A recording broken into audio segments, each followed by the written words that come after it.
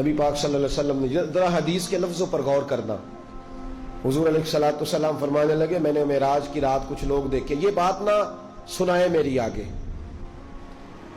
سنائے، اس بات کو آگے پہنچائیں، اس حدیث کو روایت کریں. حضور فرماتے ہیں میں نے معراج کی رات کچھ لوگ دیکھے جن کے پاس اعلیٰ خوبصورت پیارا کھانا پڑا تھا، بہترین غذا تھی، پاس پڑی تھی، لیکن وہ گند کھا رہے تھے، وہ بدبودار چیزیں کھا رہے تھے، کیڑے مکوڑوں والا گند کھا رہے تھے، کیچڑ کھا رہے تھے.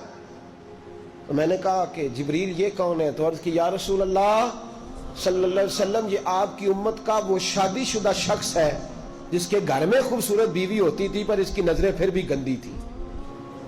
میں کہا کرتا ہوں کہ نکاح نصف الایمان، نکاح آدھا ایمان ہے، تو جو شادی کے بعد بھی نظر گندی کرے اس کو کیا کہوں، کیا کہوں اس کو.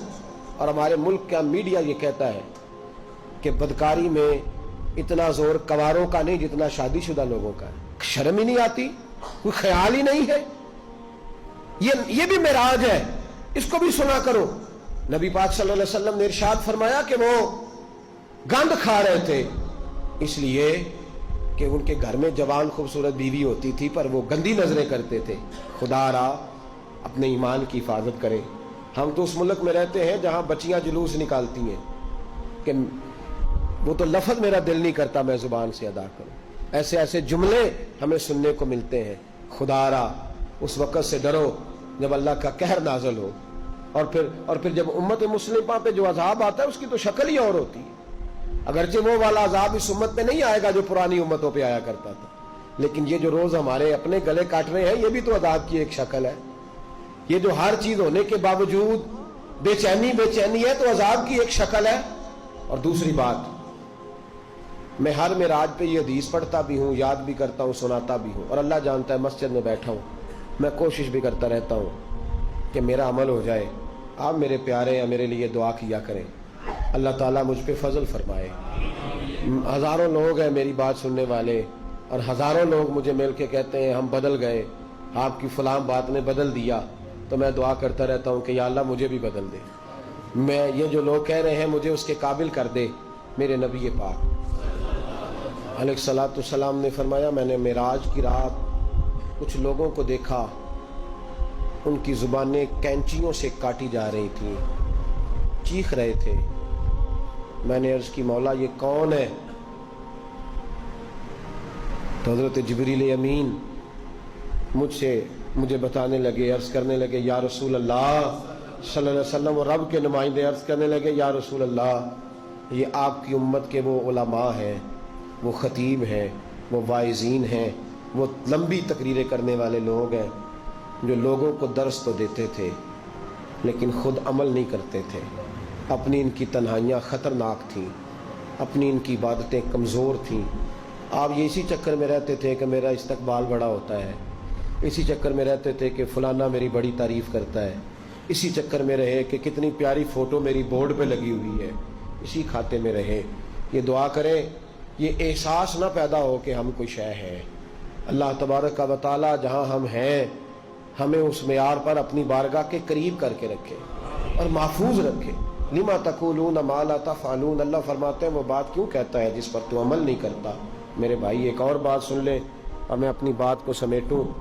محبوب فرمانے لگے کچھ لوگ میں نے ایسے بھی دیکھے کہ جن کی زبانیں اتنی لمبی تھیں کہ لپیٹی جا رہی تھی ان کی وجودوں پہ. اور ایک روایت میں اس طرح ہے کہ وہ اپنے ناخنوں کے ساتھ اپنے وجود کو کاٹ رہے تھے. معراج کی رات دیکھا تو میں نے پوچھا جبریل یہ کون ہے؟ تو مجھے بتایا گیا یا رسول اللہ چغل خور ہے، غیبت کرنے والے، لوگوں کی پگڑیاں اچھالنے والے، پھٹے پہ بیٹھ کے، چوک پہ بیٹھ کے، دکان پہ بیٹھ کے رات کو تنہا میں اس کی غیبت کر. چھوٹا گناہ ہے. نبی پاک صلی اللہ علیہ وسلم نے فرمایا غیبت کا گناہ زنا سے بھی زیادہ ہے. ہم معمولی بات سمجھتے لنوریہ من آیاتنا. معراج پہ رحمت بھی آئی تھی، میں نے اس کا ذکر بھی جمعے میں کیا ہے. میں نے بتایا ہے کہ نبی پاک علیہ الصلوۃ والسلام بخشش کا پروانہ لے کے آئے. یہ بھی معراج ہے.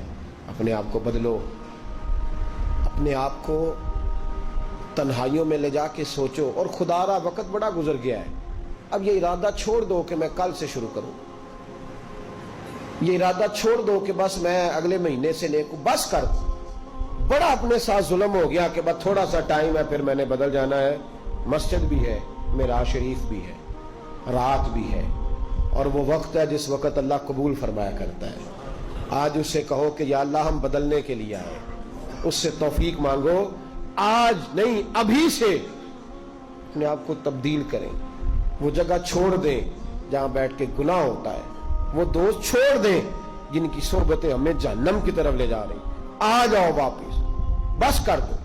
خدا را ہمیں اپنے وجودوں پر رحم کھانا چاہیے، ہمیں ڈرنا چاہیے۔